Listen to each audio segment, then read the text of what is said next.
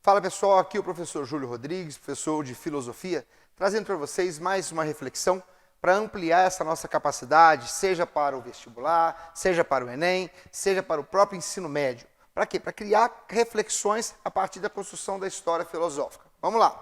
Vamos falar hoje dos pensadores chamados pré-socráticos, na sua busca por um elemento chamado arqué.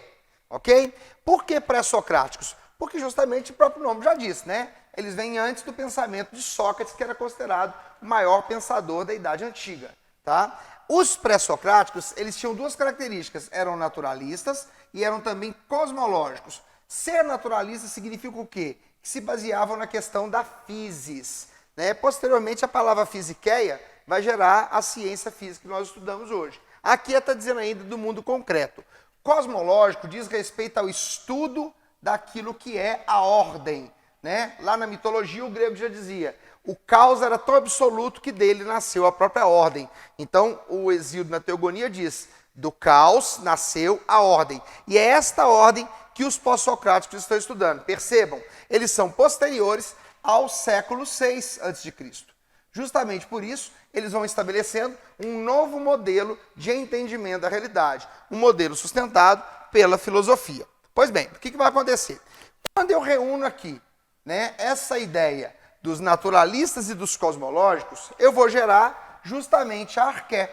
Júlio, o que é a arqué? É o princípio primeiro, é aquilo que formatou as coisas para que elas fossem daquele modo e contribuíssem para a existência de todo o resto. Ou seja, esse pedaço de metal, o meu cabelo, o pincel, o anel, tudo tem essa mesma arqué.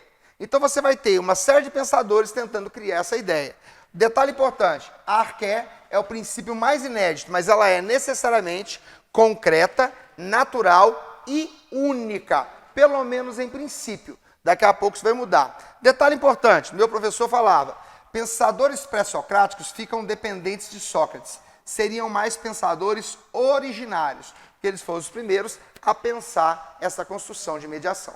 O primeiro pensador, então, é Tales, da cidade praiana de Mileto.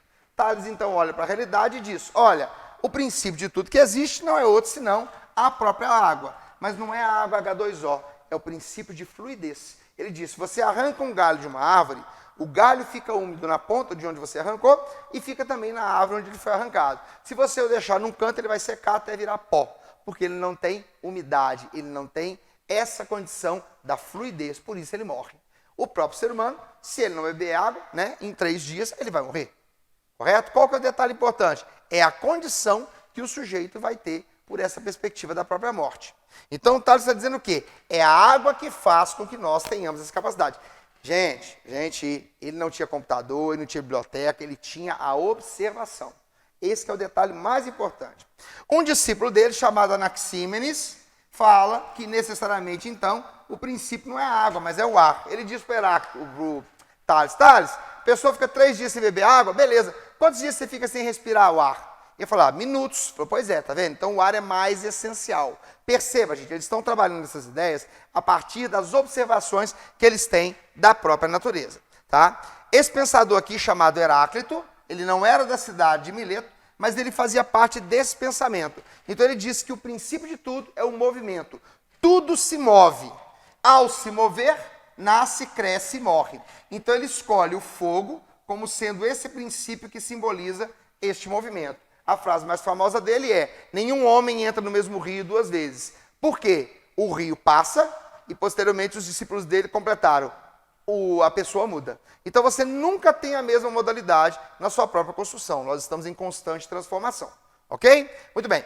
Para se opor a essa ideia do Heráclito, vem um pensador de outra cidade chamado Parmênides, que diz que necessariamente, se tudo muda o tempo todo, eu não sei se ela é a mesma coisa hoje do que era ontem.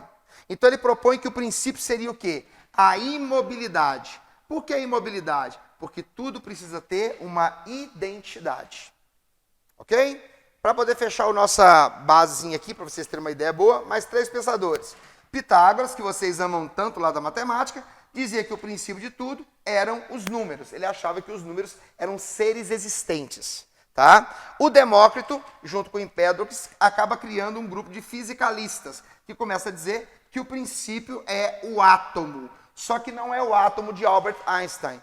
O átomo que ele está dizendo aqui é aquilo que é inseparável. Então, imagina o seguinte, você pega a tampinha da caneta, vai quebrando, até chegar num ponto que ela não vai mais se partir. Aquilo ali é um átomo. Ele nem imaginava a realidade subatômica que a gente tem nos dias atuais.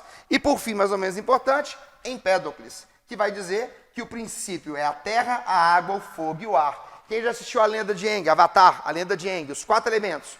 Só que o Empédocles diz que o que une esses elementos é o amor e o que os faz separar é o ódio. Não pensem no sentimento, pensem na perspectiva da sintonia e da perda dessa sintonia. Valeu, galera. Grande abraço. A gente ainda vai aprofundar mais. Nos encontramos no próximo. Até mais.